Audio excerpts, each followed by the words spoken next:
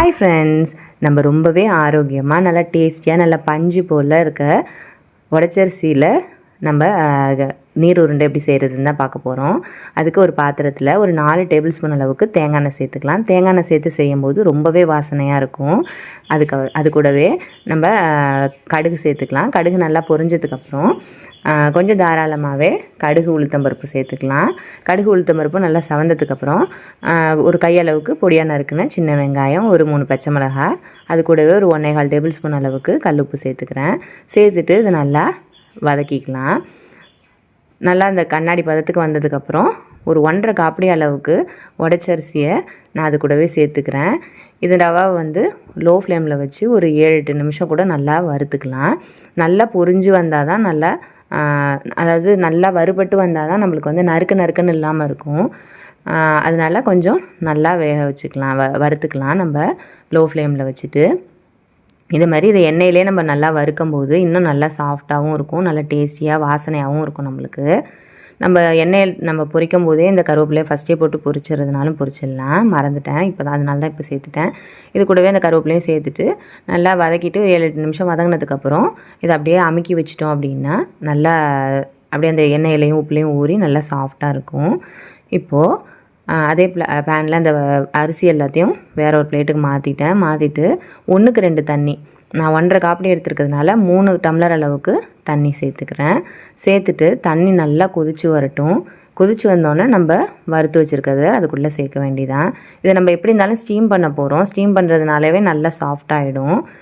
இது நல்லா தண்ணி நல்லா கொதிச்சு வந்துருச்சு. கொதி வந்ததுக்கப்புறம் லோ ஃப்ளேமில் மாற்றிட்டு நம்ம வறுத்து வச்சுருக்க அந்த அரிசியை உள்ளே சேர்த்துக்கலாம். சேர்த்துட்டு அப்படியே கலந்து விட்டுடலாம். டக்குன்னு ரவா மாதிரி கெட்டி ஆகிடாது, அதனால் அப்படியே லோ ஃப்ளேமில் வச்சுட்டு கலந்து விட்டுடலாம். இதுக்கு நம்ம நீர் உருண்டைக்கெலாம் நம்ம எப்போவுமே நீர் உருண்டை, கொழுக்கட்டை இதுக்கெலாம் தேங்காய் நிறைய சேர்த்தோம்னா நல்ல வாசனையாக டேஸ்டியாக இருக்கும் நம்மளுக்கு. நான் ஒரு மூடி அளவுக்கு திருவண்ண தேங்காய் சேர்த்துக்கிறேன். சேர்த்துடலாம். இப்போ அந்த தண்ணி இருக்கும்போதே நம்ம சேர்த்துட்டோம் அப்படின்னா நம்ம கலந்து விடுறதுக்கு ஈஸியாக இருக்கும். ஈவனாக எல்லாத்துலேயும் நம்மளுக்கு கலந்துரும். அதனால் நான் இப்போவே தண்ணி இருக்கும்போதே அப்படியே சேர்த்து கலந்துடுறேன்.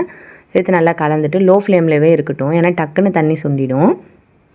அதனால் லோ ஃப்ளேமில் இருந்துட்டு அப்படியே நம்ம கிண்டி விட்டுட்டு அப்படியே மூடி வச்சிடலாம். அப்பப்போ நடுவில் ஒரு 2 நிமிஷத்துக்கு ஒரு தடவை நம்ம திறந்து பார்க்கும்போது கிட்டத்தட்ட ஒரு 5 நிமிஷத்துலேயே மொத்தத்துக்கே ரெடி ஆகிடும். தண்ணி எல்லாம் ஃபுல்லாக அப்சர்வ் ஆனாலே போதும் நம்மளுக்கு.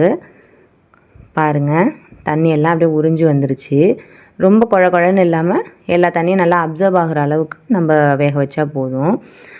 இது அப்படியே நம்ம உப்புமா மாதிரி சாப்பிட்ற மாதிரி இருந்ததுன்னா இதை அப்படியே கலந்து விட்டு ஒரு 5 நிமிஷத்துக்கு ஒரு 2 நிமிஷத்துக்கு ஒரு நடை நம்ம அமுக்கி வச்சு மூடி வச்சு வேக வச்சோம்னா தான் நல்லா நறுக்குன்னு இல்லாமல் நல்லா சாப்பிட்றதுக்கு நல்லாயிருக்கும். நம்ம ஸ்டீம் பண்ண போகிறதுங்கிறதுனால நல்லா அந்த ஈரத்தை மட்டும் அப்சர்வ் பண்ணாலே போதும்னு சொல்லிவிட்டு நான் அதோடைய ஆஃப் பண்ணிடுறேன்.